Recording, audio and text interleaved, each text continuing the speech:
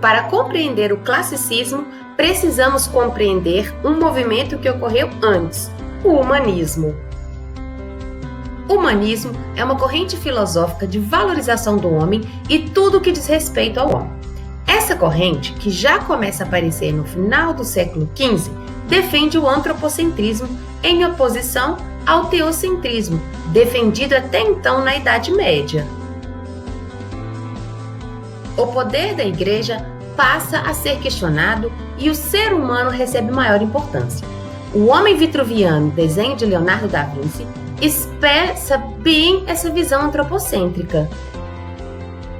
Como uma tendência estética, literária, artística, filosófica, o classicismo centra-se na perspectiva antropocêntrica e fundamenta-se na cultura greco-latina da antiguidade, também chamada de cultura clássica, e é daí que vem o nome classicismo. O classicismo ou quinhentismo é o nome dado à literatura produzida durante a vigência do Renascimento, lá no século XV. O Renascimento é marcado pelo declínio da Idade Média e origem da Idade Moderna. As navegações e os descobrimentos no final do século XV estão em alta, assim como a formação dos estados. Temos também a Revolução Comercial iniciada lá no século XV, assim como o fortalecimento da burguesia comercial. Outro fato histórico importantíssimo para esse momento foi a Reforma Protestante, que foi uma crise na Igreja encabeçada por Martinho Lutero, quando, através da publicação de suas 95 teses, colocou em questão alguns dogmas da Igreja Católica. Com um contexto histórico de transformações sociais, econômicas, culturais e religiosas, substituiu a fé medieval pela razão, o cristianismo pela mitologia greco-latina e pôs, acima de tudo, um homem como centro de todas as coisas, o chamado antropocentrismo. Sob uma perspectiva humanista, o classicismo procurava conhecer a natureza humana, representando o corpo humano de modo harmônico. Não esperavam que o conhecimento do mundo fosse dado por revelação divina, mas sim procurando observar a natureza, documentar e analisar. As principais características são o humanismo, com a valorização do homem, o racionalismo, que é a capacidade de raciocinar, a racionalização como uma reflexão sobre o mundo e sobre o lugar do homem no mundo, a valorização da cultura grega por causa da visão que se tinha do homem, assim como o hedonismo, que é uma busca por satisfação de desejos humanos.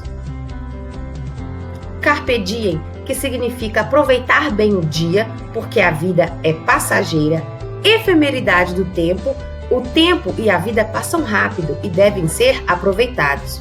O neoplatonismo, que significa um amor sensual e ao mesmo tempo platônico, assim como o equilíbrio formal, utilização de poemas de formas fixas, rimas e métricas, e o doce estilo novo, com os versos decassílabos, com 10 sílabas métricas.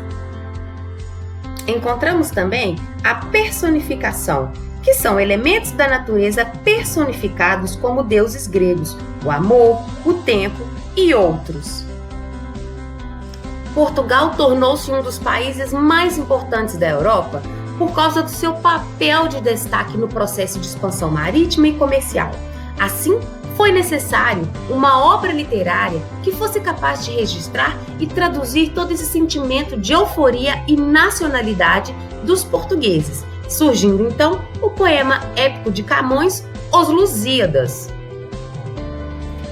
Os Lusíadas é uma epopeia do escritor Camões. Narra a viagem de Vasco da Gama às Índias, visto como um símbolo da coletividade lusitana e da glória das conquistas.